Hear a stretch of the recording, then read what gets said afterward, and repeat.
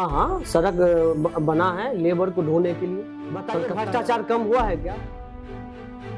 जितने भी पदाधिकारी है किसी भी जनप्रतिनिधि का बात नहीं सुनता है। वो सुनता है तो सिर्फ सुनता है दलालों का। विधानसभा चुनाव जो होगा वो जाति धर्म से ऊपर उठ करके होगा, जो इतिहास में पहली बार बिहार में ऐसा होगा।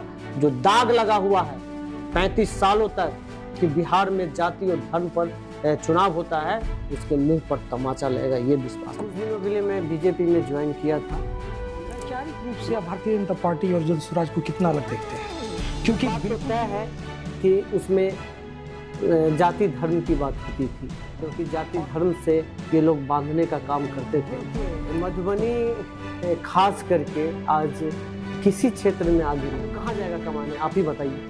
न यहाँ कोई रोजगार है, न कोई फैक्ट्री है। मिस्टर बादल गुप्ता, द रूट्स न्यूज़ में आपका स्वागत है। Thank you. आप मधुबनी से काफ़ी पहले से यहाँ से आप राजनीति कर रहे हैं। आप ये बताइए कि आपने जनसुराज पार्टी ही क्यों चुना? देखिए, मैं 20 सालों तक छात्रों का सेवा किया मधुबनी में, और मैं स्वतंत्र बैनर से ही काम किया, किसी पार्टी से जुड़ा नहीं रहा। छात्र संघर्ष समिति हम लोग का स्वतंत्र बैनर था, और 20 सालों तक मैंने छात्रों का सेवा करने का काम किया। कुछ दिनों के लिए मैं बीजेपी में ज्वाइन किया था, मगर मैंने देखा कि बीजेपी की जो स्थिति थी, गुटबाजी ज़्यादा चलता था उसमें, तीसरा विकल्प कोई था नहीं।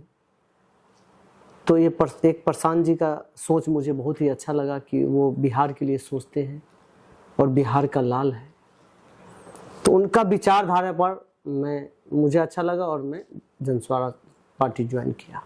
तो आप ये कह रहे हैं कि भारतीय जनता पार्टी में गुटबाजी की वजह से आपने छोड़ा, क्या और कोई कारण था या सिर्फ गुटबाजी ही कारण था? नहीं, और बहुत सारे कारण हैं, जैसे कि कार्यकर्ता को सम्मान नहीं देना। इसके पीछे रीजन है कि मैंने देखा कि मेरी मैडम जो थी जिला मंत्री थी, और जब प्रखंड स्तर पर मंडल का चुनाव होता है उसमें उनसे कोई राय नहीं लिया गया।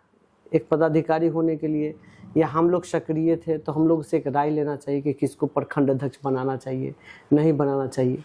तो ये सब कमी रहा, और अपने पैकेट के लोगों को उन लोगों ने, नेताओं ने। वैचारिक रूप से आप भारतीय जनता पार्टी और जनसुराज को कितना अलग देखते हैं? क्योंकि बिल्कुल ही ये दो धुरी की तरह दिखाई पड़ता है। भारतीय जनता पार्टी हिंदुत्व की राजनीति करती है, और जनसुराज पार्टी गांधी और अंबेडकर को लेकर के आगे प्रशांत किशोर जी बढ़ रहे हैं। उनके पोस्टर्स पे भी उनकी तस्वीरें दिखाई देती हैं। तो बिल्कुल ही दो धुरी है ये चीज़। तो आप पहले बीजेपी में थे, उसके बाद से जनसुराज पार्टी में आ गए। क्या आपके विचारों से बीजेपी मैच नहीं कर रहा था? देखिए, सबसे पहले तो हम सभी इंसान हैं, चाहे किसी जाति धर्म के हम लोग हों। ये बात तो तय है कि उसमें जाति धर्म की बात होती थी, और हमारा लगाव मुसलमानों से भी उतना ही है जितना हिंदू से है। और काफ़ी मेरे चुनाव में मैं 2 बार से जिला परिषद हूँ, और बढ़ चढ़ के मुसलमान भाई हमको वोट देते हैं। तो कहीं ना कहीं लग रहा था कि मैं बंधा हूँ और मुझे आज़ादी की ज़रूरत है, क्योंकि जाति धर्म से ये लोग बांधने का काम करते थे। तो वहाँ से मैं बैक हुआ, और जो अब आज़ादी मुझे महसूस होता है, तो ऐसा लगता है कि नहीं, अब हमें सेवा करने का मौका मिलेगा। क्योंकि उस समय थोड़ा सा संकोच होता था, क्योंकि मुसलमान लोग जो थे उनको, मतलब उनको उसका जो सोचने का, उनको जो देखने का नज़रिया था, वो एक अलग तरह का था, जो मुझे अच्छा नहीं लगता था। और मैं काफ़ी समय से राजनीति से जुड़े हुए हैं, जैसा कि आपने कहा कि 20-21 सालों से आप मधुबनी में राजनीति कर रहे हैं। आपको क्या लगता है, मधुबनी किन क्षेत्रों में पीछे रह गया है और किन क्षेत्रों में आगे बढ़ा है? देखिए, मधुबनी खास करके आज किसी क्षेत्र में आगे नहीं बढ़ा है। जो 35 साल पहले जो स्थिति थी, या समझ लीजिए कि आज़ादी से पहले का जो स्थिति था, वो आज भी स्थिति वैसा ही है, उससे भी बदतर है। 15 सालों तक जो भी सरकारें रही लालू जी की, वो सरकार ने कहा कि मैं पलायन रोक दूंगा, मैं विश्व स्तरीय शिक्षा दूंगा या गुणवत्ता शिक्षा दूंगा।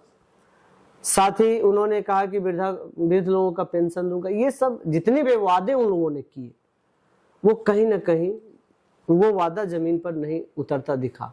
और 20 साल तक खास करके नीतीश कुमार जी और मोदी जी के शासन में जो जनता को ठगने का काम किया वो ऐसा कभी नहीं हुआ था। उन्होंने कहा था बीजेपी मोदी जी ने कहे थे कि मैं बिहार में उद्योग लगा दूंगा, नीतीश कुमार ने कहे थे कि मैं पलायन रोक दूंगा, किसी को भी बाहर नहीं जाने दूंगा, सबको अपने गांव में ही रोजगार मिलेगा। क्या हुआ, क्या किया? मधुबनी में रोजगार के लिए क्या साधन है?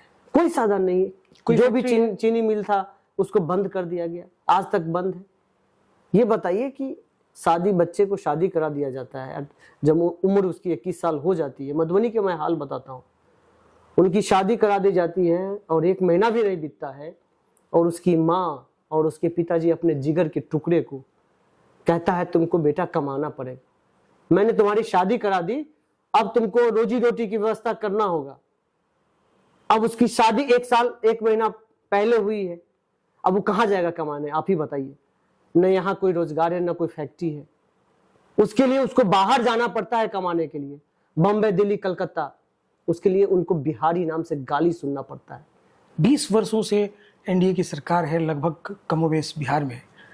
आपको क्या लगता है वो कौन से ऐसे क्षेत्र हैं जिसमें माननीय नीतीश कुमार ने बढ़िया काम किया है? क्या बढ़िया काम किया?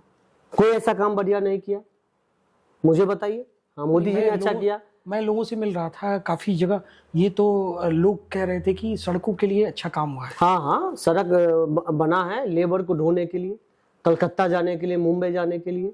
हाँ, ट्रेन मोदी जी दिए हैं गुजरात जाने के लिए, ये सुविधा तो किया है। अरे मुझे नहीं चाहिए सड़क, मुझे नहीं चाहिए ट्रेन, मुझे चाहिए रोजगार। मैं अपने परिवार का, अपने मम्मी पापा के, माता पिता के साथ मैं कैसे रहूंगा? क्या बिना सड़क और रेल के कोई उद्योग बिहार में लग सकता है? ये भी तो जरूरी चीज है। जरूरी है, मैं समझता हूं, मगर सिर्फ और सिर्फ लेबर को धोने के लिए तो नहीं। बिहार को क्या, आप जानते हैं कि बिहार को कहा गया है लेबर का फैक्ट्री। प्रताड़ित किया जाता है। दूसरे राज्यों में जाइए, क्या स्थिति करता है बिहारियों के साथ, वो आपसे छुपा हुआ। क्या बिहार में महिलाओं की स्थिति में सुधार हुआ है? क्या हुआ है सुधार, बताइए। अगर हम देखें तो नगर पंचायत के चुनाव में और नगर परिषद के चुनावों में लगभग 50% आरक्षण बिहार सरकार ने दे करके एक पूरे भारत में एक मिसाल कायम किया था। उसके बाद से प्राथमिक शिक्षक की बहाली में भी लगभग 50% के करीब महिलाओं को आरक्षण दिया गया है। इसको अब क्या देखते हैं कि महिलाओं के उत्थान के लिए ये एक नीतीश कुमार का अच्छा कदम था? देखिए, मैं एक बात आपको बताना चाहता हूँ, 50% अगर चुनावों में आरक्षण दिया है तो क्या पंचायती राज का जो संविधान है 2016 का 2016, क्या उस संविधान पे काम हो रही है क्या? बताइए, भ्रष्टाचार कम हुआ है क्या? जितने भी पदाधिकारी है किसी भी जनप्रतिनिधि का बात नहीं सुनता है। वो सुनता है तो सिर्फ सुनता है दलालों का। नीतीश कुमार के जो भी यहाँ सांसद है, विधायक है, सबको पैसा जाता है ब्लॉक और थाना से। ये कहने की बात नहीं। जनसुराज पार्टी अभी चुनाव में काफी एक्टिव है और प्रशांत किशोर जी काफी प्रश्न कर रहे हैं और आप मधुबनी के जनसुराज के डिस्ट्रिक्ट स्पोक्स पर्सन हैं। उसके नाते आपको क्या लगता है कि चूंकि आप सरकार में नहीं हैं तो प्रश्न करना बहुत आसान है और तरह तरह के प्रश्न किए जा रहे हैं, लेकिन आपके नज़र में इन सब चीज़ों को दूर करने के लिए क्या विजन है आपका?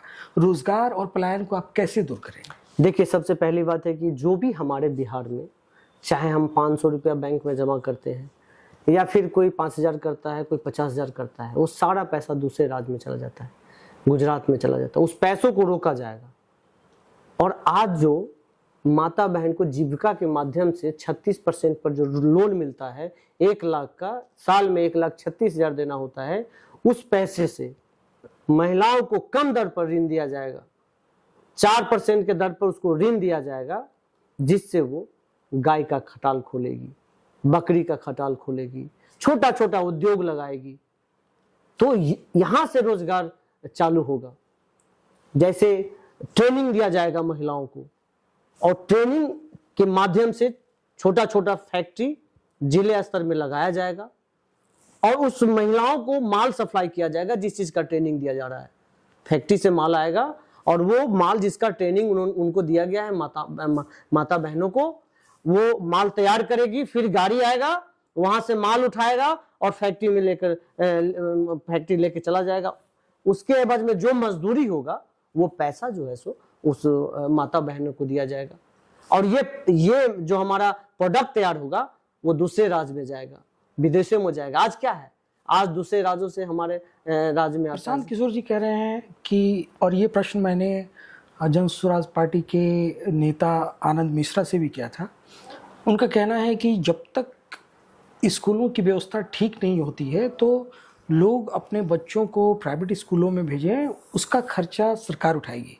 मेरा प्रश्न आपसे ये है कि मैन पावर शिक्षा डिपार्टमेंट में ऑलरेडी बिहार सरकार के पास अच्छा खासा है, शिक्षकों की संख्या अच्छी है और स्ट्रक्चरल जो चीज़ें हैं, स्कूल का इंफ्रास्ट्रक्चर ऑलमोस्ट ठीक है और संरचना अधिकारी लेवल से लेकर सब चीज़ एक सिस्टम बना हुआ है, संकुल है, बीआरसी है, देन डिस्ट्रिक्ट ऑफिस है।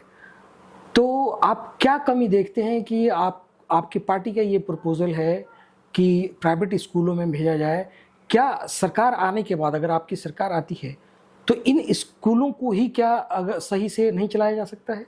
देखिए, सबसे पहली बात वो ये बता रहे हैं कि जो जहाँ जिस गांव में स्कूल नहीं है, ठीक है, नहीं स्कूल तो लगभग हर जगह है, अगर है मगर वहाँ शिक्षा की व्यवस्था अच्छी नहीं है, तो उसके लिए जो विश्व स्तरीय शिक्षा है, जो विश्व में पढ़ाई हो रहा है, वो व्यवस्था जो टीचर है हमारे बिहार में जो इस विद्यालय में पढ़ाते हैं, उनको एक ट्रेनिंग दिया जाएगा। जो विश्व में पढ़ाई होती है वो उस लेवल का उनको ट्रेनिंग दिया जाएगा और वो व्यवस्था उस स्कूलों में मॉडल स्कूल बना करके किया जाएगा। जिस तरह प्राइवेट स्कूल है उसी तरह उसको प्राइवेट से भी बहुत सुंदर बनाया जाएगा और जो भी टीचर है उनको विश्व स्तरीय ट्रेनिंग, जो विश्व में शिक्षा दिया जाता है वैसी शिक्षा दिया जाएगा। इंग्लिश को मोस्ट किया जाएगा, उसके बाद जो है सो कंप्यूटर की शिक्षा दिया जाएगा।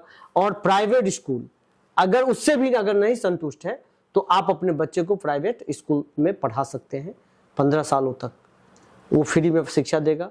और 15 साल के बाद अगर आगे की पढ़ाई करनी है तो वो 2000 रुपया प्रत्येक महीना उस बच्चे को दिया जाएगा। ये प्रशांत जी का घोषणा है, क्योंकि आज भी हमारे बिहार में जो बीए पास करके जाता है दूसरे राज्य में, वहाँ उसको किसी फैक्ट्री में काम करना पड़ता है, मगर दूसरे राज्य के बच्चे इंटर पास करके आते हैं तो वो किसी ऑफिस में टाई लगा करके और कंप्यूटर में बैठ करके और वो जो है सो 25 से 30 हजार रुपया कमाते हैं। मगर आज भी हमारे बिहार के जो बेरोजगार नौजवान हैं वो जाते हैं तो 10 से 15 हजार रुपया की फैक्ट्री में नौकरी करते हैं। कारण यही है कि आज भी हमारे बिहार में क्या कहते हैं, इंग्लिश को अगर इंग्लिश में आप फेल कर जाते हैं फिर भी आपको फेल नहीं माना जाएगा। 2024 लोकसभा चुनाव में कवर कर रहा था, कई ऐसे लोगों से बात हुई और कई मैं गाँव में गया जहाँ लोग बात कर रहे थे। बिहार में एक जातीय समीकरण ऐसा है जो लगभग अभेद सा लगता है और कई जगह लोगों ने ये मुझसे कहा, कुछ कैंडिडेट ऐसे थे कि मीडिया में कवरेज बहुत ज़्यादा था, ऐसा प्रतीत हो रहा था कि वो जीतेंगे, लेकिन फिर भी कई लोगों ने मुझसे कहा कि ये बिहार है और यहाँ लोग जाति धर्म से जल्दी नहीं निकल पाते हैं। और अंततः मैंने उन सीटों पे ये देखा भी कि उनकी कही हुई बातें सत्य साबित हुई।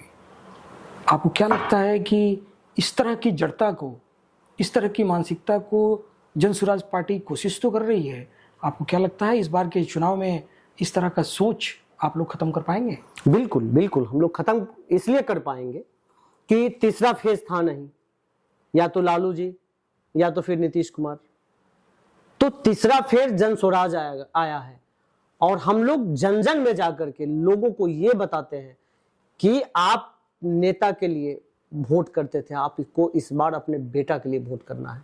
जाति धर्म से ऊपर उठ करके आपको वोट करेंगे, तभी आपके बच्चे आपके पास रहेंगे।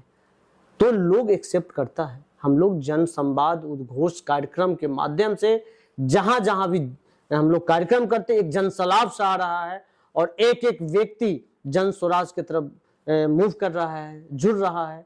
और मैं आपको बता देता हूं कि इस बार का विधानसभा चुनाव जो होगा वो जाति धर्म से ऊपर उठ करके होगा, जो इतिहास में पहली बार बिहार में ऐसा होगा।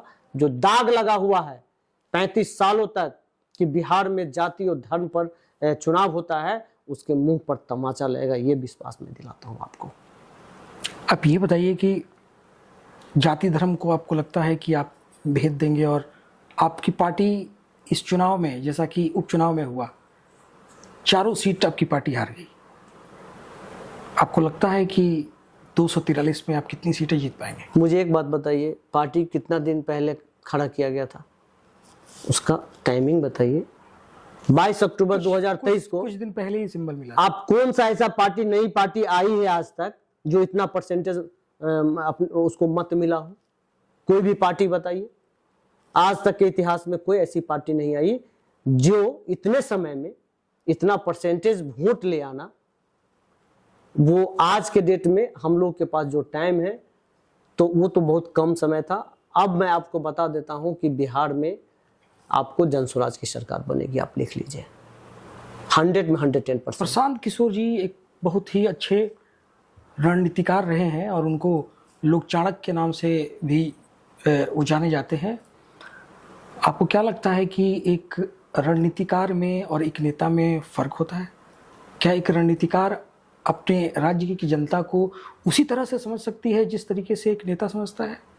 देखिए, मुझे एक बात बताइए कि जो गार्जियन होते हैं वो अपने बच्चे का भविष्य सोचते हैं कि हमारा बच्चे का भविष्य कैसे बनेगा।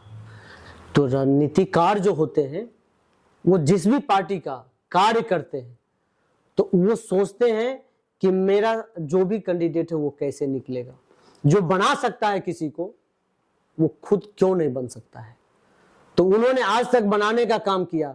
दूसरे राज्य में अगर वो जाते, जिस भी पार्टी को बनाने की कोशिश की उसका वोट बैंक पहले से था। इन्होंने रणनीति तय किया, हाउ टू प्रोसीड। मुझे इनका जनस्वराज पार्टी का तो अपना पहले से कोई वोट बैंक नहीं है। बिल्कुल। इसको कैसे देखते हैं आप? मुझे एक बात बताइए कि कोई माँ के पेट से तो सीख कर नहीं आता है, संघर्ष करना होता है या फिर उनको शिक्षा मिलती है।